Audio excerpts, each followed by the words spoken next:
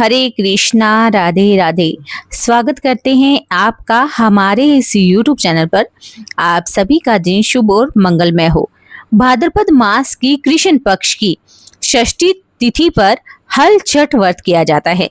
इस पर्व को चंदन छठ, बलदेव छठ और अन्य कई नामों से जाना जाता है। इस दिन विशेष रूप से भगवान बलराम की पूजा की जाती है। प्रदेश भर में हर छठ का पर्व बड़े ही धूमधाम के साथ मनाया जाता है। इसमें महिलाएं अपने बेटों की लंबी आयु और सुख समृद्धि के लिए व्रत रखती हैं।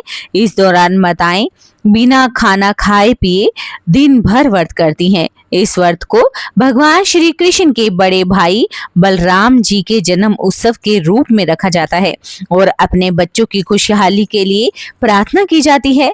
इस व्रत को करने वाली माताओं के लिए पूजा में व्रत कथा का पाठ करना आवश्यक होता है, वरना उनकी पूजा पूर्ण नहीं मानी जाती।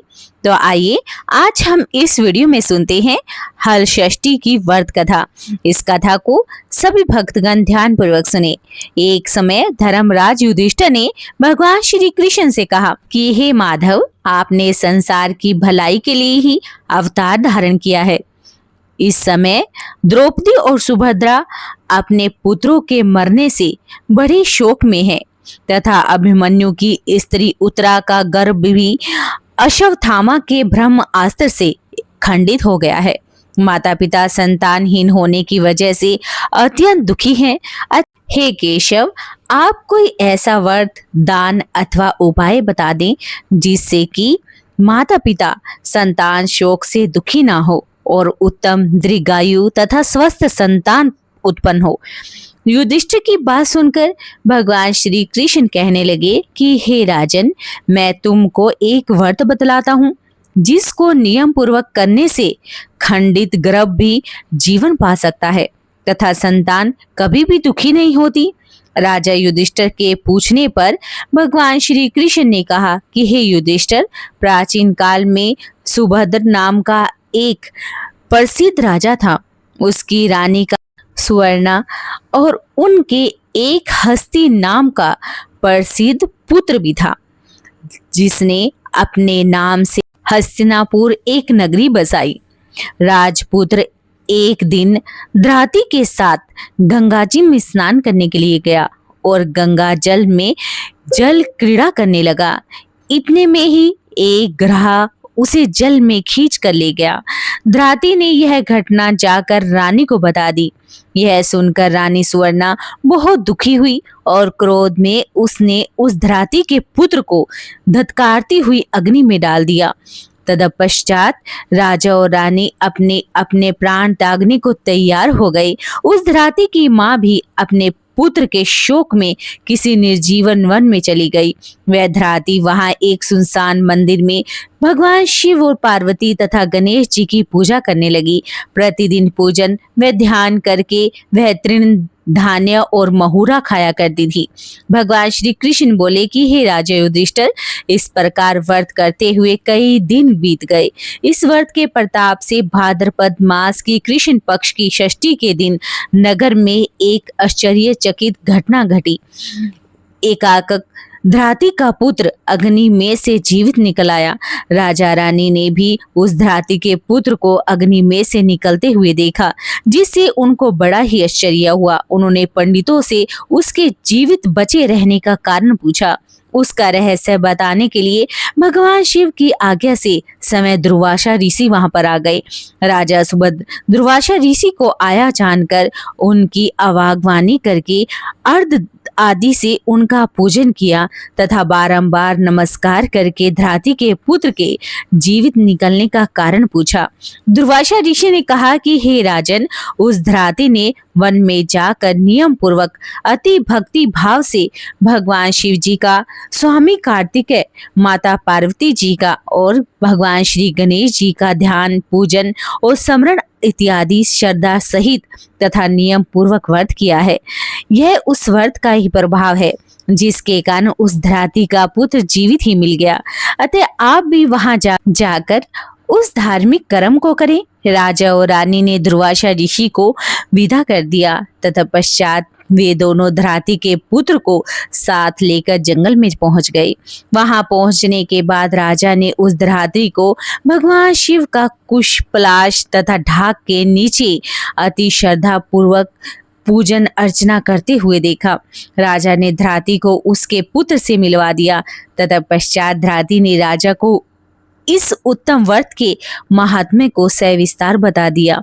उसने कहा कि हे राजन, जिस दिन से आपके भय से त्रस्त मैं यहाँ आई, मैंने केवल आयु का ही भोजन करते हुए भगवान शिव, कार्तिकेय और पार्वती जी और भगवान श्री गणेश जी की पूजा की है।